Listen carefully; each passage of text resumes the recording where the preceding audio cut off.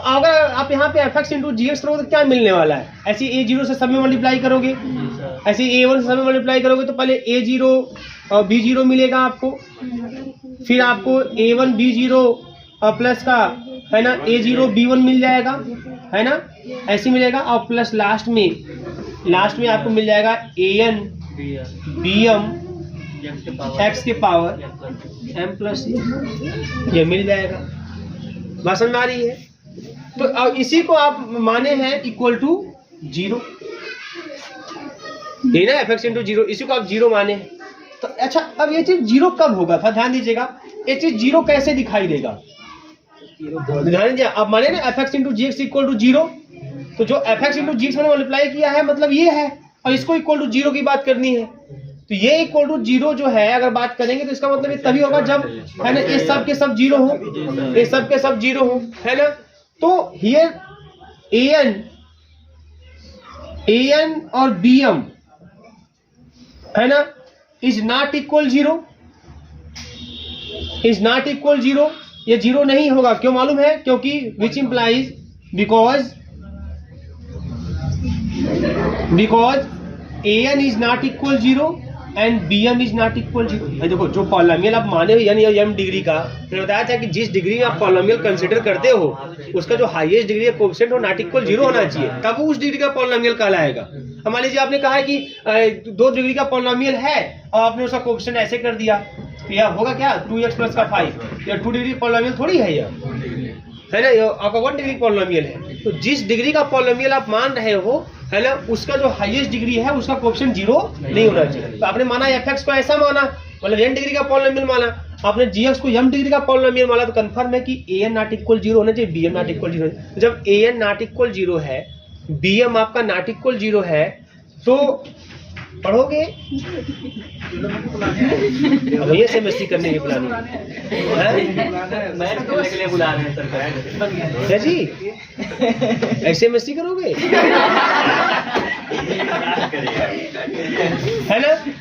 तो अगर an भी 0 नहीं है, bn भी 0 नहीं है, तो an इंटू bm भी क्या होगा? नॉट इक्वल 0 होगा। क्यों मालूम है? कोई और चीज समझ लो यहाँ पे, क्योंकि जो an bm है ना सब r के एलिमेंट है। किसके एलिमेंट है? और r कैसा है? r विदाउट जीरो डिवाइजर से, r विदाउट जीरो डिवाइजर से, मतलब कि r में अगर आप 2 का प्रोडक्ट 0 देखोगे, कोई ना कोई एक 0 होगा आपका, तो ना तो a 0 है ना तो ये 0 है, विदाउट जीरो डिवाइजर से, तो कंफर्म है कि तब ये भी 0 नहीं होगा।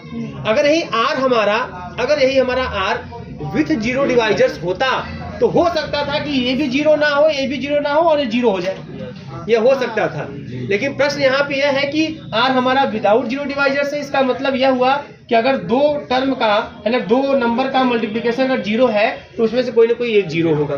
तो अगर दोनों अगर 0 नहीं है तो कंफर्म है, इसका मतलब कि उनका प्रोडक्ट भी 0 नहीं होगा। तो कंफर्म है दोनों 0 नहीं है, an भी 0 नहीं है, bm भी 0 नहीं है, और r विदाउट जीरो डिवाइजर से, इसका मतलब an इंटू bm भी नॉट इक्वल 0 होगा। समझ में आ रही है? इसका जब ये नॉट इक्वल 0 हो गया तो बताओ मुझे आप लोग, जब ये नॉट इक्वल 0 हो गया तो ऐसे केस में fx इंटू gx है ना, यह भी नॉट इक्वल 0 होगा, ये भी क्या होगा? नॉट इक्वल 0 होगा। और यह भी नॉट इक्वल 0 होगा एंड, और एक बात कि एंड है ना, neither fx is equal to 0 nor gx is equal to 0। मतलब समझ रहे हैं? मतलब कि fx भी 0 के बराबर नहीं होगा और gx भी 0 के बराबर नहीं होगा। उसका रीजन और समझ लीजिए कैसे। अगर बेटा समझो मेरी बात ध्यान से, fx इंटू gx होने वाला 0 नहीं होगा। क्यों 0 नहीं होगा? क्योंकि हमने देखा कि an और bm 0 नहीं है। an bm 0 क्यों नहीं था? क्योंकि ये चीज था हमारे पास।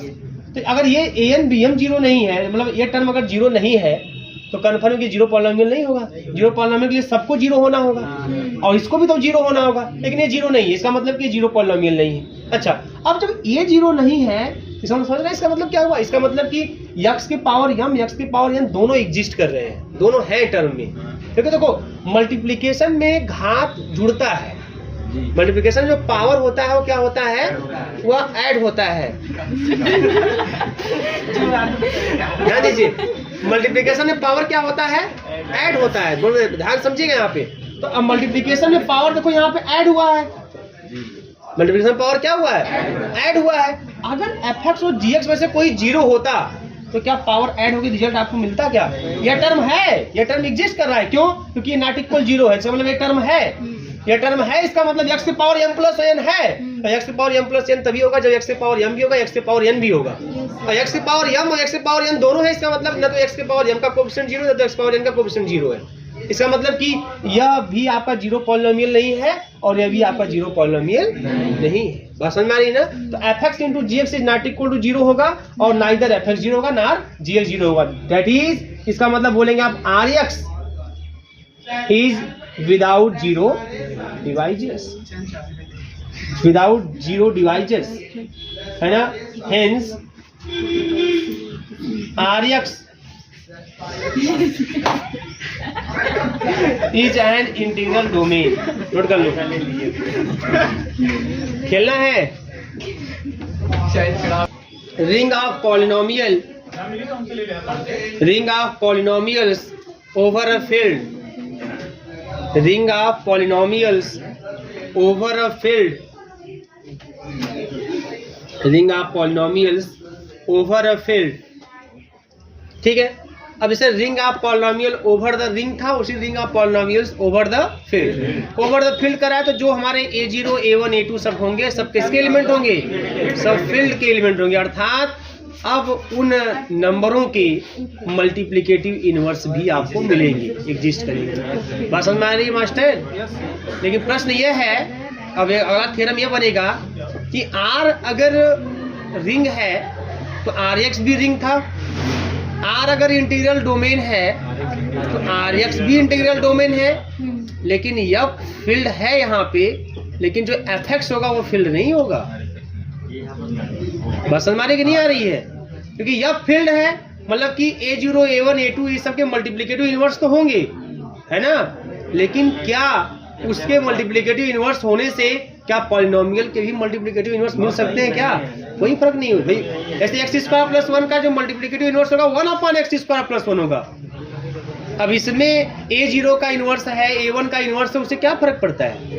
1/x स्क्वायर प्लस 1 तो पहली बात तो पॉलिनोमियल ही नहीं है, तो आपका एग्जिस्ट ही नहीं करेगा, बिलोंग ही नहीं करेगा। तो है ना, अभी जो थ्योरम था कि R रिंग Rx भी ring, R commutative ring Rx भी commutative ring, R commutative ring with unity element Rx भी commutative ring with unity element, R integral domain Rx भी इंटीग्रल डोमेन, है ना? तो उसी अकॉर्डिंग दिमाग में आया कि F फील्ड तो Fx भी फील्ड नहीं, F field but Fx is not field, क्योंकि F अगर फील्ड है ठीक है कोई दिक्कत नहीं है, लेकिन Fx की फील्ड होने के लिए पॉलिनोमियल का मल्टीप्लिकेटिव इनवर्स होना चाहिए। और जब पॉलिनोमियल का मल्टीप्लिकेटिव इनवर्स आप देखना चाहेंगे तो ऐसा कोई पॉलिनोमियल मिल भी नहीं करेगा आपको, है ना? एक्स स्क्वायर या कुछ भी x प्लस 1 का मल्टीप्लिकेटिव इनवर्स कौन होगा? 1/x plus 1, but 1/x plus 1 polynomial ही नहीं है, पॉलिनोमियल ही नहीं है तो fx में बिलोंग ही नहीं करेगा। इसका मतलब उस x प्लस 1 के लिए fx में ऐसा कोई नहीं मिलेगा जिसको मल्टीप्लाई करने पे 1 मिल जाए आपको। इसका मतलब उस, है ना, x प्लस 1 जो पॉलिनोमियल है उसका मल्टीप्लिकेटिव इनवर्स नहीं मिलने वाला। तो यहाँ पे एक थ्योरम ये बन जाएगा। बात समझ रहे हैं? बहुत आसान चीजें है, कुछ भी नहीं इसमें बहुत दिमाग लगाने की जरूरत है, बहुत आसान है ना? बहुत सही भी है यह।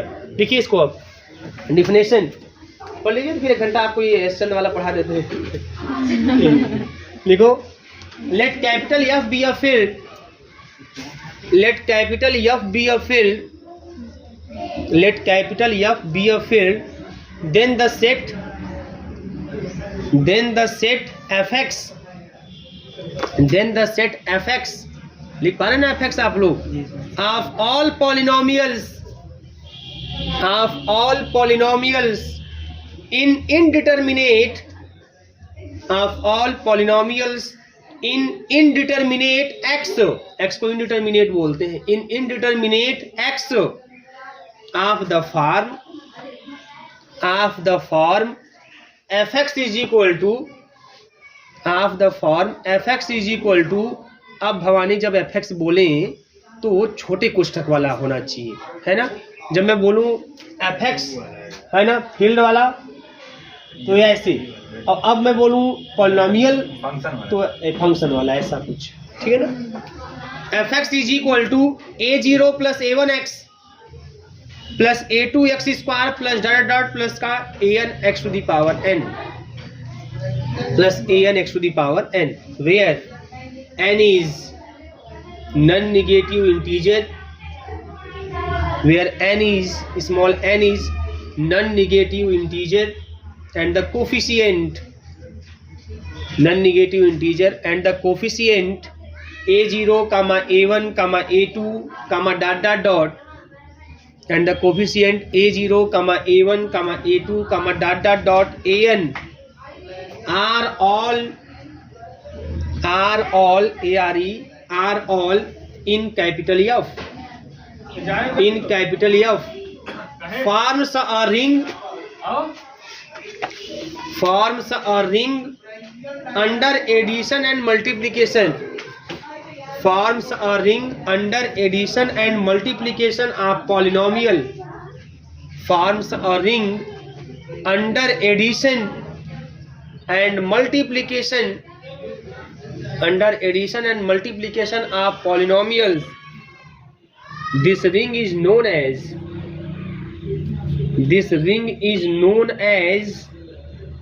a ring of polynomial.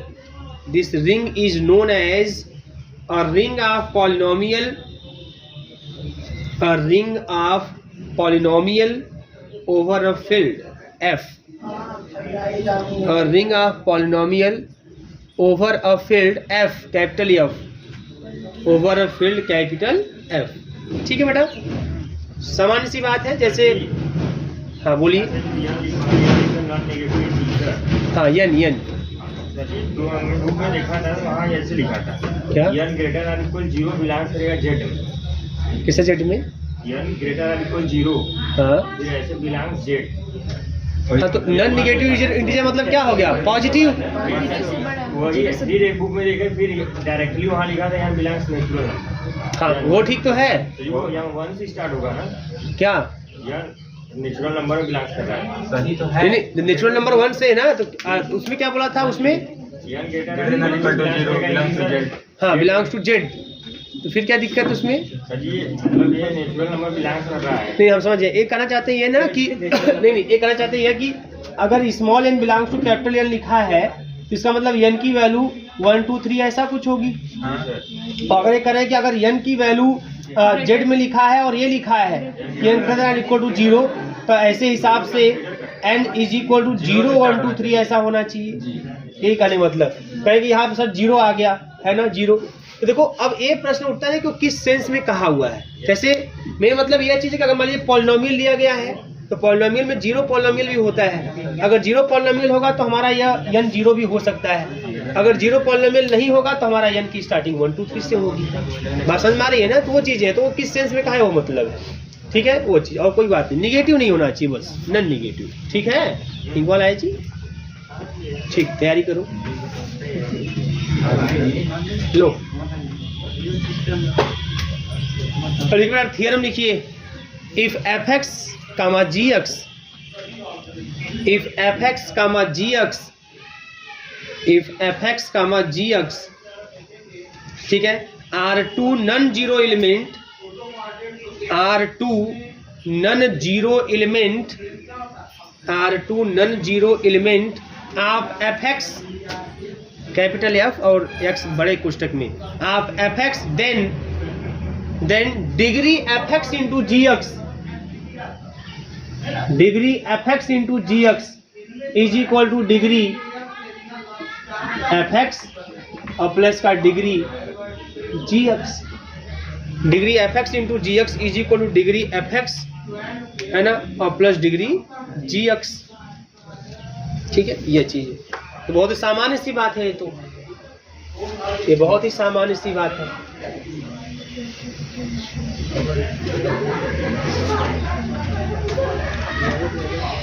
ठीक है, ध्यान दीजिए यहाँ पे। आइए इसके सलूशन में आते हैं, इसको देखते हैं प्रूफ में, जो भी थ्योरम है तो प्रूफ जो भी है तो सामान्य सी बात है कि अगर दो पॉलिनोमियल को जो मल्टीप्लिकेशन करते हैं उसकी जो डिग्री आती है वो दोनों पॉलिनोमियल की डिग्री के सम के बराबर होती है ना। तो देखो यहाँ पे लेट कर लेते हैं fx और कामा gx और बिलोंग्स टू कैपिटल fx। ये कैपिटल fx हमारा इस तरीके से है, बिलोंग्स टू कैपिटल fx, ठीक ना। देन अगर ऐसा है बेटा तो देन लेट कर लेते हैं f x is equal to कुछ ऐसा a0 plus a1x plus a2 x square plus dot dot plus का an x to the power n, और ये सभी जो ai's आपको मिलेंगे f के एलिमेंट होंगे, और जो gx है वो मान लेते हैं b0 प्लस का b1x plus b2 x square plus dot dot dot plus का bm x to the power m, और जितने भी bi's आपको मिलेंगे वो आपको f के एलिमेंट है। ठीक है ना, इस तरीके से। तो हियर जो an है ये नॉट इक्वल 0 है, और जो bm है यह भी नॉट इक्वल 0 है ना। देन जो डिग्री ऑफ fx होगा वह n होगा, एंड जो डिग्री ऑफ gx होगा वह m होगा। तो सबको समझ में आ रही बात। अब चलो मल्टीप्लाई करते हैं, है ना, मल्टीप्लाई करते हैं। Now fx into gx, fx into gx, है ना। fx इंटू gx की बात करते हैं, मल्टीप्लाई करते हैं, तो a0 plus a1x plus a2 x square plus dot dot dot plus का an x to the power n into b0 plus का b1x plus b2 x square plus dot dot dot plus का bm x to the power m। अब इसको multiply करते हैं बेटा, multiply करते हैं, है ना। ठीक है, अब इसको जो मल्टीप्लाई करेंगे तो क्या हो जाएगा, यहाँ से मल्टीप्लाई करने पर a0 b0, है ना, और प्लस का a1 b0 और प्लस का a0 b1 ऐसे मिल जाएगा, x मिल जाएगा। चलो एक्स स्क्वायर वाला टर्म एक टर्म और लिखते हैं यहाँ पे, ठीक है ना, एक टर्म और लिखते हैं। एक्स स्क्वायर वाला टर्म कैसे मिलेगा, एक्स स्क्वायर वाला टर्म अगर देखना है आपको तो जैसे a2 एक्स स्क्वायर का b0 पहले गुणा करोगे तो a2 b0 मिलेगा, है ना। इसके बाद आपको a1 b1 भी मिलेगा, जब आप a1x का b1x में गुणा करोगे तभी एक्स स्क्वायर आपको मिलेगा। और इसके बाद आपको a0 b2 भी मिलेगा, जब b2 एक्स स्क्वायर का गुणा आप a0 में करोगे तो ये मिल जाएगा, है ना। कितना मिल जाएगा, एक्स स्क्वायर। बात समझ में आ रही है। अब पैटर्न पकड़िए, पैटर्न पकड़िए। अगर मान लीजिए अगर मैं एक्स क्यूब वाला भी लिखने का मन करे तो कैसे लिखेंगे आप, a3 b0 और प्लस का a2 b1 प्लस का a3 b2 और प्लस का a4, है ना, और सॉरी, है ना, a1 है बेटा, ये a1 और ये a0 और b3 और एक्स क्यूब, देख रहे हैं, a2 b0 या a2 to a2 a1 और a0 और ये b0 से b1 b2, वैसे a3 b0 a2 b1 a1 b2 और a0 b3 एक्स क्यूब, यही मिलेगा। आप गुणा करके देख लीजिएगा, एक्स क्यूब ऐसे ऐसे मिलेंगे। बात समझ में आ रही है। और इन लास्ट में आपको plus dot dot dot plus, है ना, प्लस डॉट डॉट डॉट आपको ऐसे प्लस, और लास्ट का जो टर्म मिलने वाला है ना, यहाँ पे m नहीं लिखा गया, ये मिल जाएगा। तो लास्ट का टर्म आपको मिलेगा an, है ना, bm और x की पावर m प्लस n मिल जाएगा, यही नहीं मिलेगा। x की पावर m प्लस n वाला टर्म तो यही मिलेगा। तो since an is not equal 0, bm is not equal 0, इसका मतलब बेटा कि an और इंटू bm भी नॉट इक्वल 0 होगा, है ना, ये भी नॉट इक्वल 0 होगा। क्यों मालूम है, क्योंकि एक चीज देखो, फील्ड है, फील्ड से एलिमेंट सब फील्ड के हैं, और फील्ड इंटीग्रल डोमेन होता है। Every field is an integral domain, ठीक है ना। तो यहाँ पे या an bm is not equal to 0, 10, तो ऐसा मतलब क्या, डिग्री ऑफ, इसका मतलब कि कंफर्म है कि ये टर्म 0 होगा नहीं। तो जब ये 0 नहीं होगा तो degree of fx into gx कितना होगा, m प्लस n, और m प्लस n का मतलब m क्या, है ना, m मतलब डिग्री ऑफ, है ना, gx कुछ भी, है ना, और डिग्री ऑफ fx। तो यही आपको दिखाना, तो जो सामान्य सी बात है ऐसी कर लेना है आपको। बात समझ में आ रही है। एक चीज आप ध्यान रखिएगा कि बेटा, एक चीज आप बहुत ध्यान समझेंगे यहाँ पे कि जैसे इसको मान लीजिए मैंने C0 बोल दिया, इसको मैंने C0 बोल दिया, इसको मैंने C1 बोल दिया, इसको मैंने C2 बोल दिया, इसको मैंने C3 बोल दिया। अगर इसी तरीके से मैं अगर CK लिखना चाहूँ, CK, तो कितना आएगा, कैसे लिखा जाएगा CK, तो क्या लिखा जाएगा बेटा, जैसे C1 लिखा है तो A1, C2 लिखा है तो A2, CK लिखा हो तो AK, और स्टार्टिंग B0 से तो AK B0, फिर AK -1 घट रहा है और इसका बढ़ेगा, फिर ए के माइनस 2 B2 ऐसे ही plus dot dot dot last में, है ना, ये आपका मान लीजिए बी के माइनस 1 कर दें तो ए कितना बता होगा, A1 हो जाएगा, है ना, और फिर लास्ट में A0 और B3 ऐसे। तो ये आपको भी इतना पता होना चाहिए कि अगर मैं इसको लिखूंगा इस तरीके से, तो अगर मैं इसको C0 C1 ऐसे लिखते जाऊंगा तो जो हमारा CQ का क्या होगा, इस टर्म की तरह होगा। बात समझ में आ रही है ना? तो गुणा करना होता था, यहाँ पे ऐसे गुणा कर सकते हैं, है ना। तो ये आपका तरीका होता है इस तरीके से। मतलब देखो एक चीज है ना, इससे क्या फायदा क्या मिलने वाला है। जैसे मैं आपको बताऊं इसका फायदा में कि जैसे मान लीजिए आपके पास fx मान लीजिए हो गया x³ हो गया प्लस का, मैं ऐसे क्रम से लिखता हूँ इस तरीके से, मान लीजिए 5 हो गया प्लस का 6x² हो गया प्लस का, है ना, सॉरी x कर देता हूँ, और 2x² हो गया और प्लस का 3x³ मान लीजिए ऐसा कुछ हो गया, है ना। और gx मान लीजिए हमारे पास हो गया इस तरीके से gx, तो gx मान लीजिए 3 हो गया प्लस का 2x हो गया, है ना, प्लस का 3x² हो गया, मतलब इतना ही gx हो गया। अब मुझे गुणा करना है इनका, है ना, तो हम इस तरीके से गुणा कर सकते हैं। कैसे? ये हमारा A0 हो गया, ये हमारा A1 हो गया, ये हमारा A2 हो गया, ये हमारा A3 हो गया, और ये हमारा B0 हो गया, ये हमारा B1 हो गया, और ये हमारा B2 हो गया। अगर हमको अब fx इंटू अगर gx करना है तो नियम के अकॉर्डिंग A0 B0 तो देख लो A0 B0 कितना है, 5 15 हो जाएगा, प्लस फिर A1 B0 plus A0 B1, A1 B0 मतलब 6 × 18 और प्लस का, है ना, A0 B1 मतलब 2, यही ना, x हो गया ऐसे, फिर प्लस का, फिर ऐसे कंटिन्यू कर जाएंगे आप, A2 वाला चलेंगे तो A2 कितना, A2 B0 तो 2 3 6 और प्लस का, फिर उसके बाद A1 B1 मतलब आपका हो गया 6 × 2 मतलब 12, है ना, और प्लस का, फिर A0 B2 मतलब 0 और 3 मतलब सॉरी 5 और 3 ना 15 x² हो जाएगा। बात समझ में आ रही कि नहीं आ रही है? और उसके बाद अब आगे जब आप बढ़ोगे तो हमारे पास A3 है, A3 तो नियम कौन सा क्या होगा, A3 है ना, A3 B0 है ना, A3 B0 तो आपको मिलेगा 9 और प्लस का, फिर उसके बाद है ना A2 B1 का मतलब 2 दूनी 4, और फिर उसके बाद फिर आपका A1 B2 A1 आपका 6 और 3 18, यह हो जाएगा यहाँ पे, ठीक है ना, यह हो गया। और कुछ, और फिर उसके बाद A0 B3 तो A0 और B3 है, ये नहीं है, मतलब खत्म कहानी, तो ये हो जाएगा आपका x3, बस जोड़ लेंगे आपका आंसर हो जाने वाला है ना। तो ये एक टर्म इस तरीके का कहानी है इसकी, तो प्लीज नोट कर लीजिए, ये आपका है। बहुत सामान्य सी बातें हैं और एकदम झंडू टाइप में, कुछ है नहीं भाई। इसको आप आगे भी ले जाओगे, x³ है ना, फिर उसके बाद फिर आप देखोगे A4 है ना, यहाँ पे A³ तक हुआ है ना, फिर उसके बाद A4 तक जाएंगे, फिर A5 मतलब x⁴ तक भी जाएंगे, और फिर लास्ट में आपका x⁴ का जो टर्म मिलेगा वो लास्ट में खाली यही मिलेगा, खाली यही मिलेगा, ठीक है ना। तो ये चीजें तो देखिए उसी पैटर्न पे नोट कर लीजिए। देखिए है ना, theorem, if f is a field then fx is an integral domain. If f is a field then fx is an integral domain.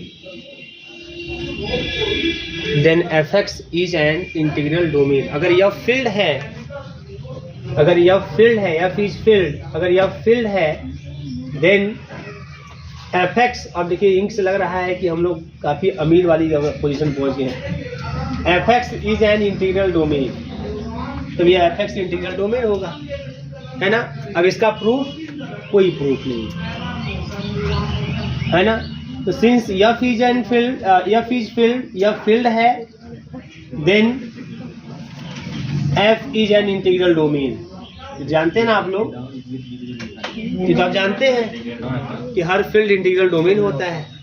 तो सिंस f is field, आप लिख सकते हैं कि we know that कि every field is an integral domain, then since f is field then f is an integral domain, and f is an integral domain, अगर f integral domain है तो ऐसे केस में fx भी क्या होगा, एक ऐसे अभी आप पीछे प्रूव किए हैं, अभी प्रूफ किए हैं। अभी आप पीछे प्रूव किए इंटीग्रल डोमेन वाला, उसमें क्या था, आर था क्या,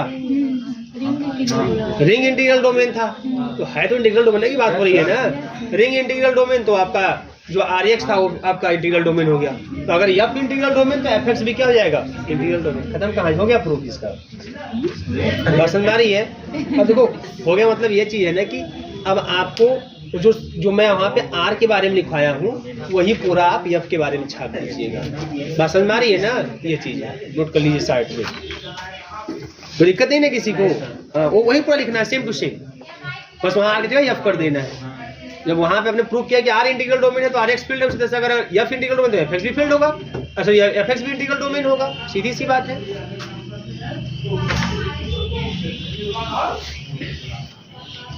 अब आगे जो है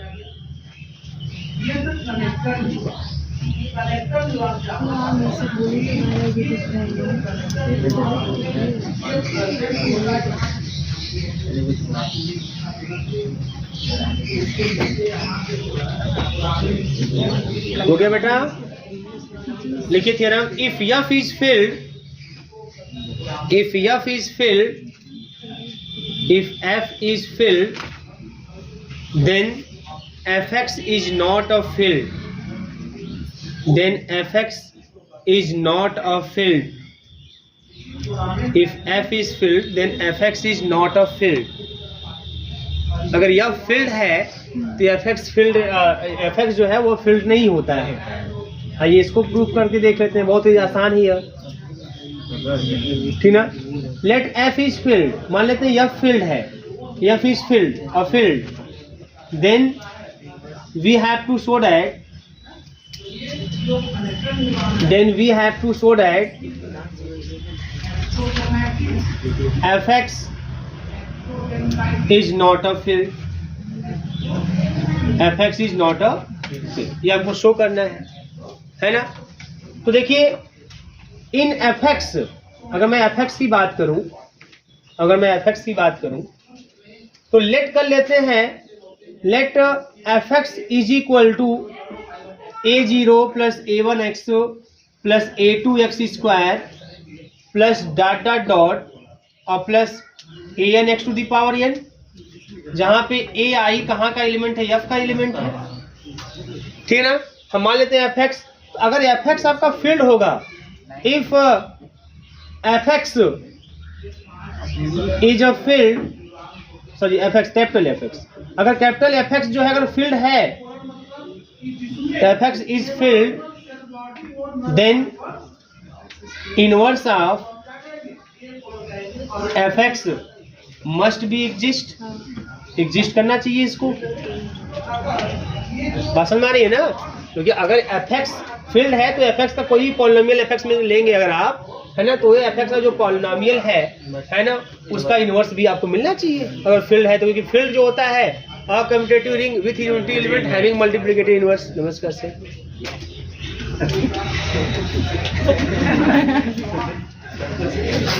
कोई बात नहीं है, अजय सर मिले थे आपसे, यही दिक्कत है। fx is field, then inverse of fx must be exist, fx का इनवर्स एग्जिस्ट करना चाहिए, बात समझ में आ रही है। बट वी नो डैट, या आप कर सकते हैं इट इज क्लियर डैट, कुछ भी clear that the inverse of fx, inverse of fx is not a polynomial, polynomial नहीं होता है, इज नॉट अ पॉलिनोमियल। एज कैसे भैया, अगर fx के इनवर्स की बात करोगे तो 1/fx ही उसका हो जाएगा, है ना, इज इक्वल टू 1, मतलब 1/fx जो है यही इज इनवर्स, यही इनवर्स है किसका, fx का, यही इनवर्स है fx का। लेकिन अब समस्या यह है कि 1/fx अगर fx का इनवर्स है तो ऐसी स्थिति में 1/fx पहले उस fx में है कि नहीं है, तो 1/fx does not belongs to fx, ये इसमें बिलोंग नहीं करता है ना। क्यों?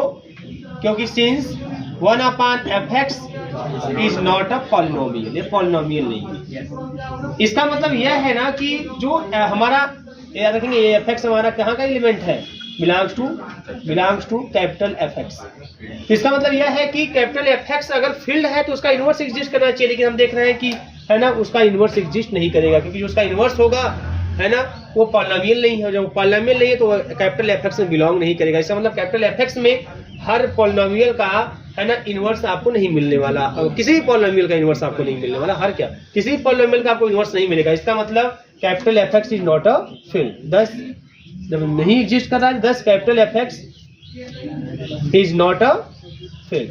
समझ में आ रही है ना, एकदम सिंपल सी बात, नोट कर लीजिए इसे। ये सब तो अपने से ही कॉमन सेंस के आधार पे ही आप दिखा सकते हैं। देखिए question,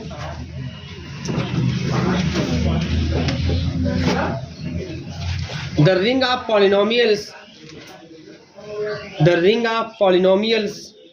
over a field, the ring of polynomials over a field is a Euclidean ring, is a Euclidean ring,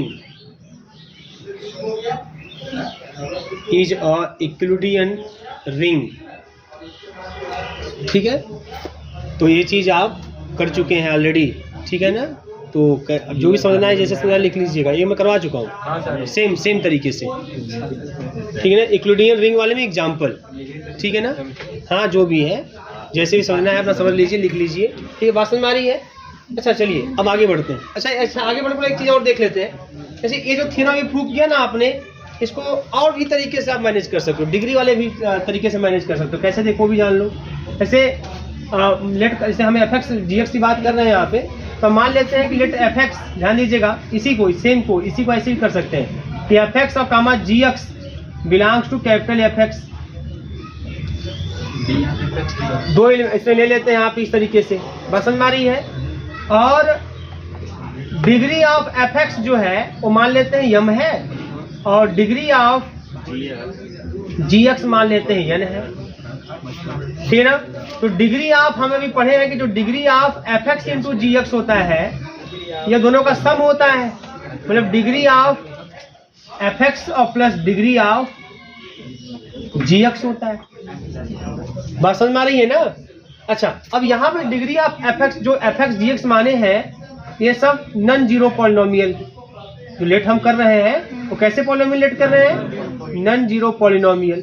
अगर बेटा ये नॉन जीरो पॉलिनोमियल है तो कन्फर्म है कि जो डिग्री ऑफ एफ एक्स होगा ग्रेटर देन जीरो होगा, और डिग्री ऑफ जो जी एक्स होगा वो भी ग्रेटर देन जीरो होगा। बात समझ में आ रही है कि नहीं आ रही है। Degree of f x greater than zero होगा, डिग्री ऑफ जी एक्स भी ग्रेटर देन जीरो होगा। तो जब ये ग्रेटर देन जीरो, ये भी ग्रेटर देन जीरो है, तो डिग्री ऑफ